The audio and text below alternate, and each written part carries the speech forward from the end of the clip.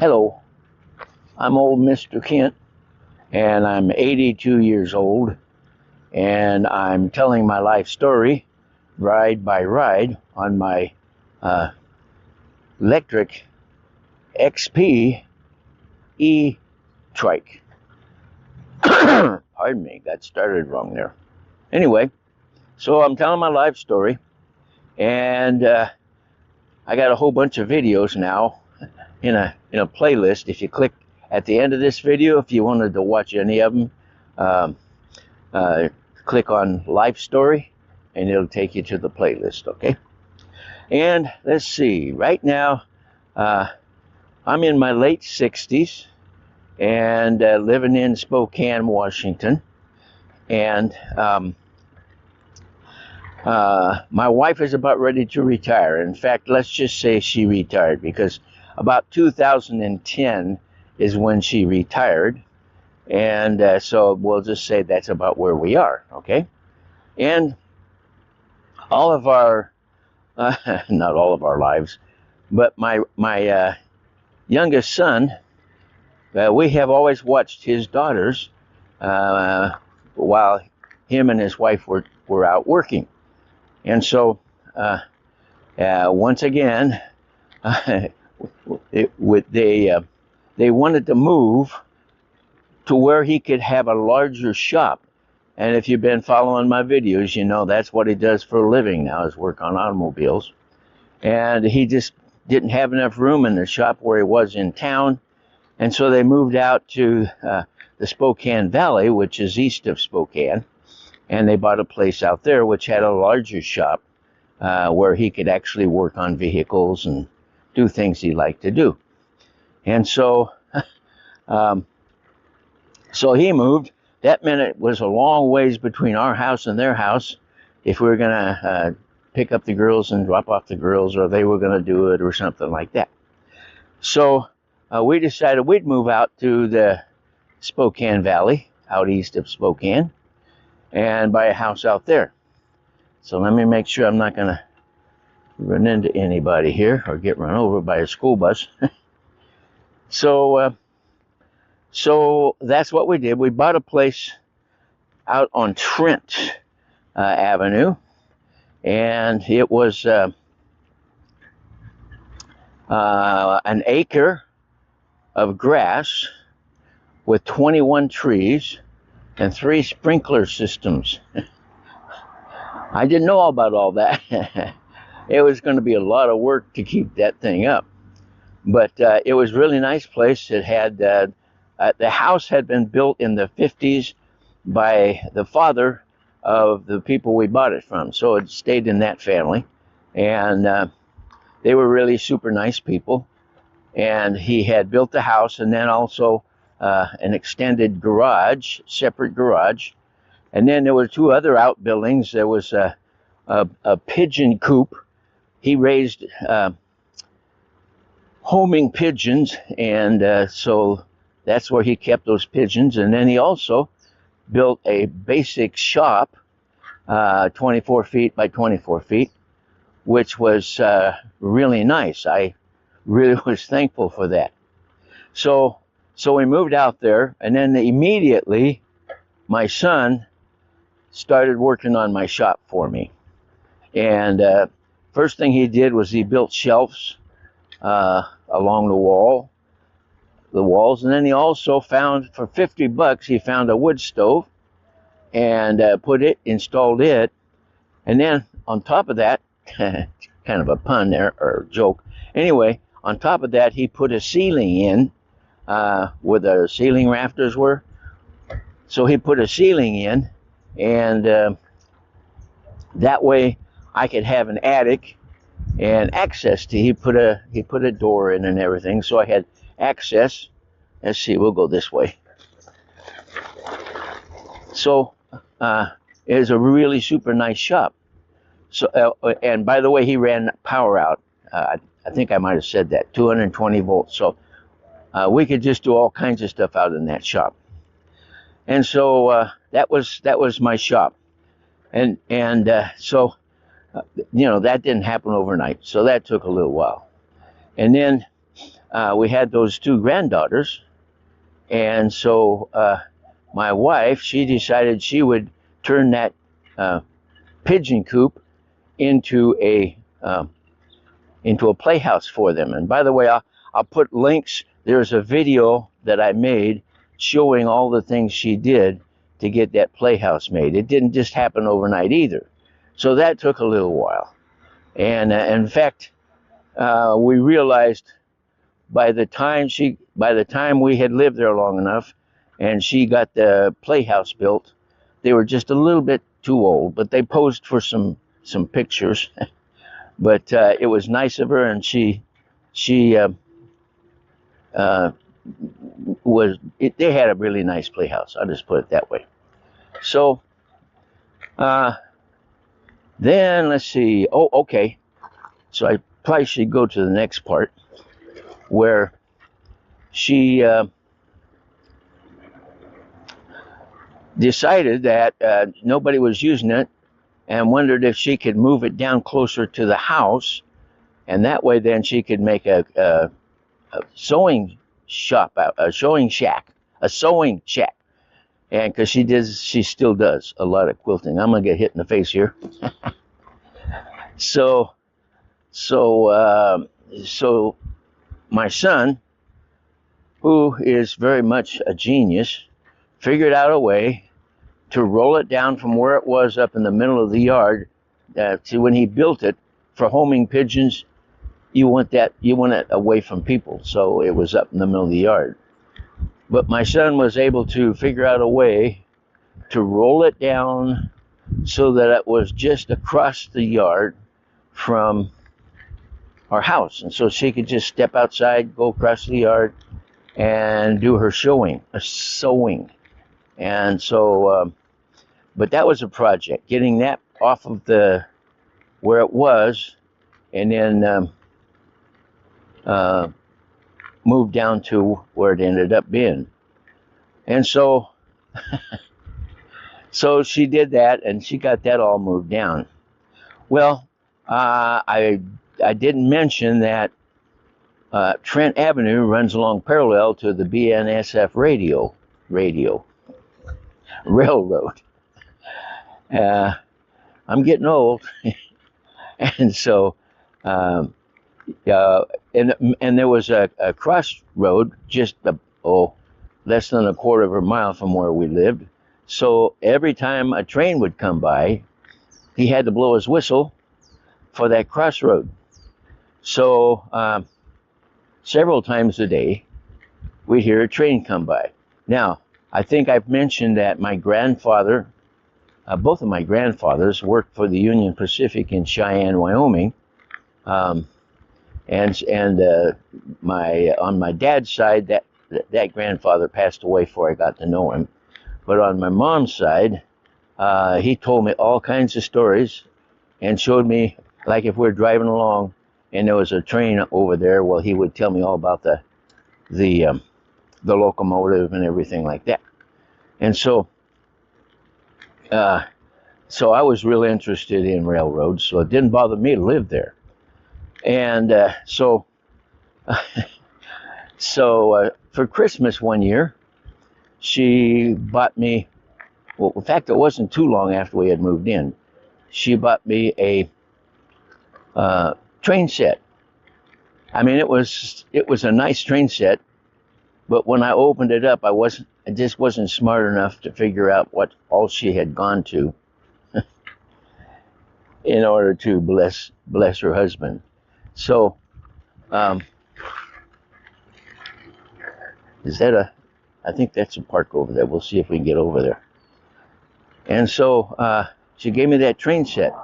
Well, I looked at her and I said, "What's this for?" Kind of hurt her feelings, and so. But then I just said, "Okay." So I set it up in my office, and then the granddaughters, they played with it for a little while, but it was kind of in the way. So then I decided, okay, I'm going to go big time with this. So in my shop, I put together two 4x8 tabletops.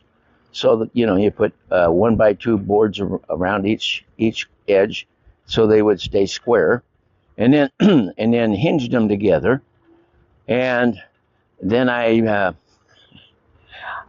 would have to probably do a drawing, but anyway, so the four corners of one table were connected to.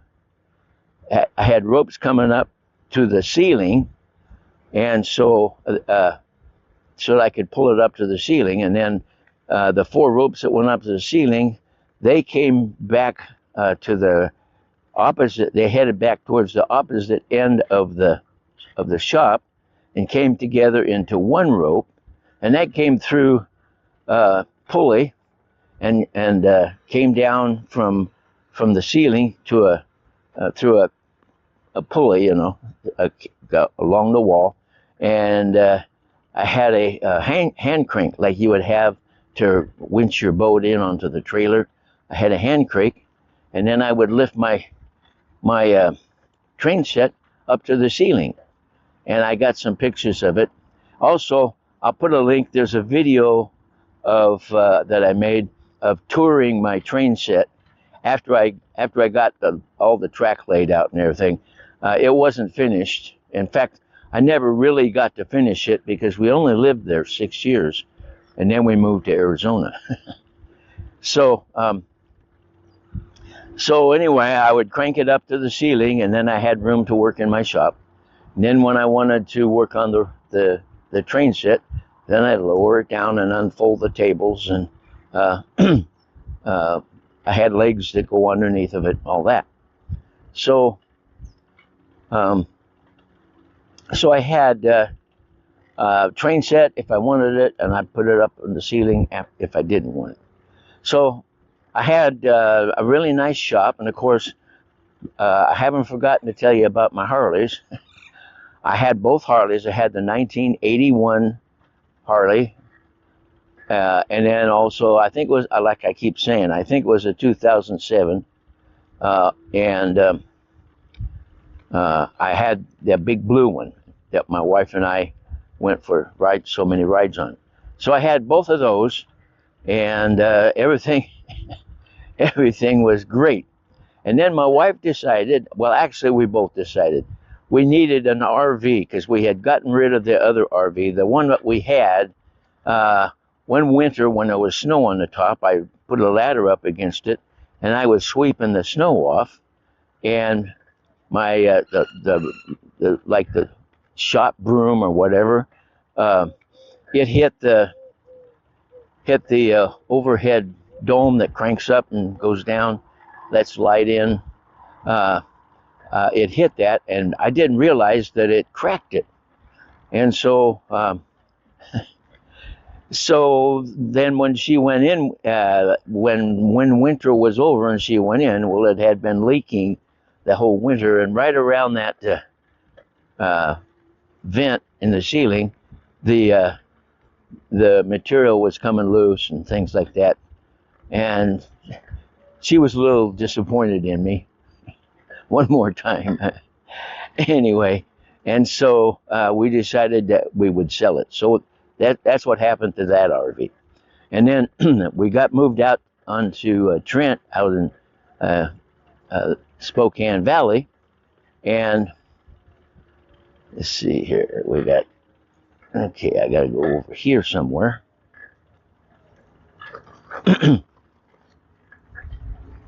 Got a car coming. There we go. So we got out there, and then we realized that if we're going to go out somewhere camping or, you know, traveling, we needed a new RV. So we did some searching around, and we found this RV. It was like 40-footer. It was a long one. At Freedom RV. I wouldn't deal with them anymore ever again. But that's where we got it. And basically they ripped us off. For one thing, they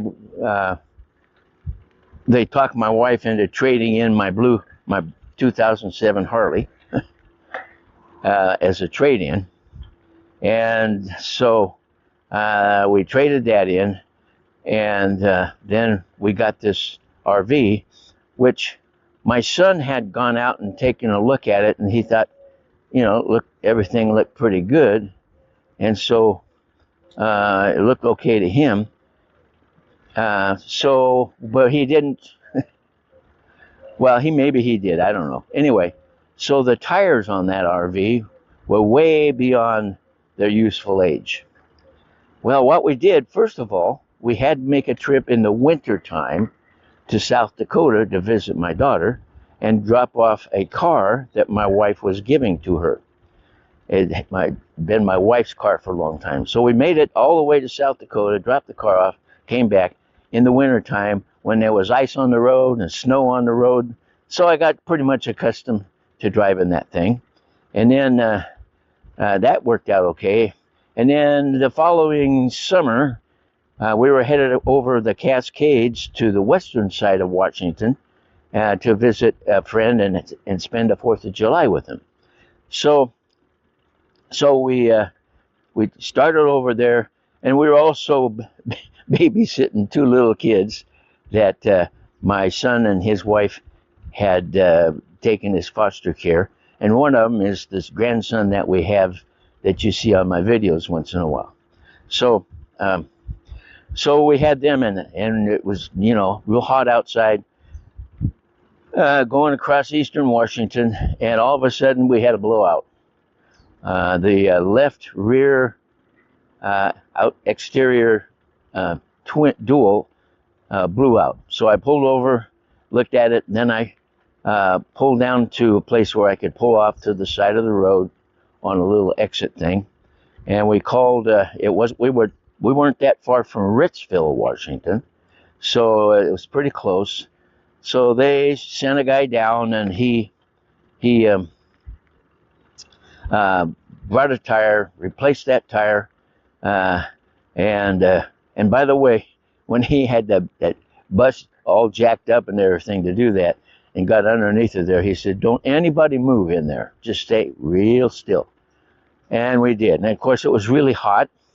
So anyway, he got it changed, and then we just turned around and went back to Ritzville, and we bought a new set of tires for the rear end. The front tires were not that bad, so we bought 4 new tires. We ended up buying 4 new tires for the rear end. Got those all put on, and by the way, I felt kind of sorry for this one family. They were going somewhere for the 4th of July, and they had their boat on a trailer, and they're going along, and the bearings on their trailer went out.